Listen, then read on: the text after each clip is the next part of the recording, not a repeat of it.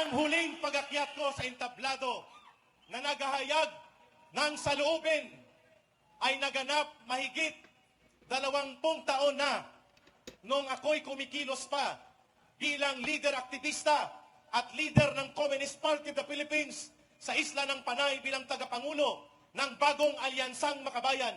At yun po ay sa panahon ng pinapabagsak at pinapatalsik namin ang gobyerno ni Joseph Estrada.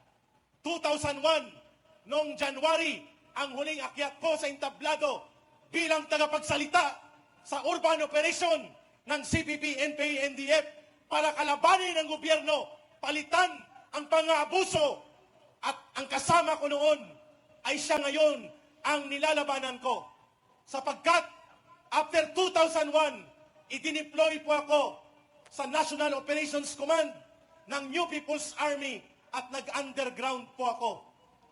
Ito na nga po mga kababayan po natin at nagsasalita na nga itong si Ka-Eric na dating miyembro na makakaliwa at dating aktivista. At ayon sa kanya, nagbalik loob ito sa gobyerno dahil nakita niya na maganda ang oportunidad. Dati ay nilalabanan niya ang gobyerno sa kanilang maling ideolohiya.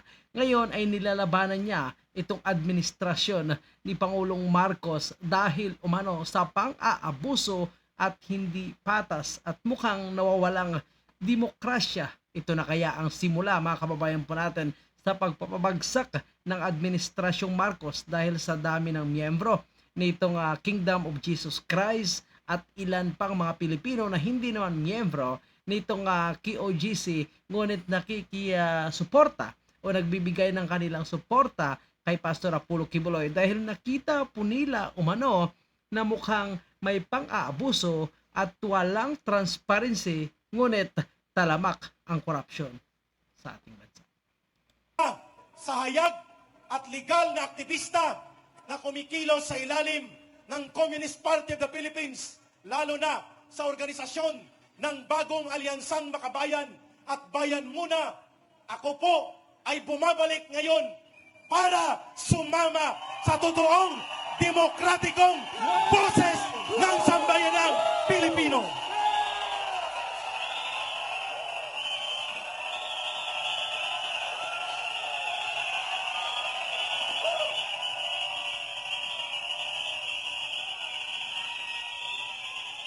Hindi ko lubos maisip na muli akong aakyat sa entablado at magsasalita ng mga pagkakamali sa gobyernong pilit kong niyakap, pinalikan at tinulungan sa pagtitiwalang magiging matino ang gobyernong ito.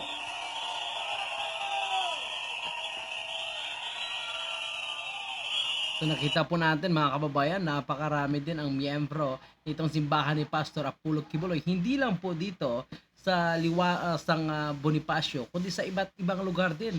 Mapa-ibang bansa rin po naka-online po sila habang nagsusuporta diyan sa ginagawang rally sa umano'y paglabag sa karapatang pantao sa ating bansa at particularly kay Pastor Apollo Kibuloy. At mukhang lumalabas na nga ang galit ng taong bayan at kung magpapatuloy po ito at hindi po ma-resolba ng ating gobyerno dapat na po kabahan ang namumuno ngayon sa ating bansa ay baka mas marami pa ang magagalit kung talagang patuloy umano ang mangyaring pag-aabuso, lalo na ay obviously talamak talaga ang korupsyon umano mga kababayan po natin. Iniwan ko ang madugo at marahas na buhay ng isang rebelde. Binalikan ko ang totoong demokrasya na siyang dapat kayakap ng mamamayan sa pagtindig sa katotohanan na hindi po dugo, armas, pagpatay ang dapat na pamamaraan upang marinig ang boses ng mamamayan, upang abutin at kamtin ang matino at may prinsipyo at hindi nanunupil na uri ng pamahalaan. Nagkakamali ba kami? Nagkakamali ba ako? Hindi. Sapagkat tama lamang na nandito tayo, hindi para manawagan ng karahasan, ng dugo at pagpatay, kung hindi upang iparinig sa mga nakaupo sa gobyerno ngayon na ang kanilang tungkulin ay dapat pinapakinggan, nirerespeto ang karapatan ng mamamayan.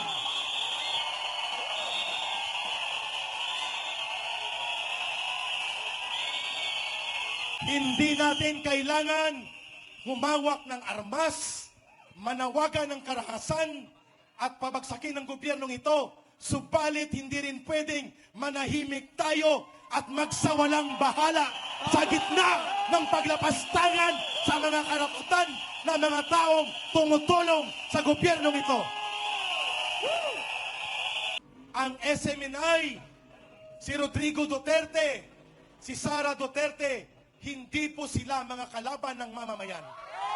Hindi po sila mga kalaban ng gobyernong ito. Sila ay bahagi ng totoong demokrasya na tumutulong para maging matino at maayos ang ating pamahalaan. At sakip na politiko, lalo na sa Kongreso, at walang bayag, walang paninindigan, at pinabayaan lamang ni Pangulong Marcos Jr.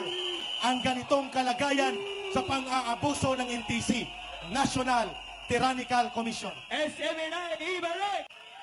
So nakikita ko mga kababayan po natin, mukhang nag-ano na ngayon, nagbago na ang pananaw ni Ka Eric, na kung dati ay mukhang suportado niya, so masabi natin siguro suportado pa rin itong si Pangulong Marcos, pero dismayado na nga ito mga kababayan po natin, dahil mukhang hindi gumagawa ang Malacanang para tulungan o asikasuhin, ayusin sana ang issue dito kay Pastor Apollo Quiboloy, lalo na sa kanilang franchise. Alam po natin na nag-apila na sila sa Office of the President patungkol sa ginawang suspension sa kanila, indefinite suspension. So, ibig sabihin, hanggang kailan kagustuhan ng NTC ay gusto nilang patuloy pa yung suspension, wala magagawa itong SMNI dahil indefinite nga itong suspension na ibinigay sa kanila.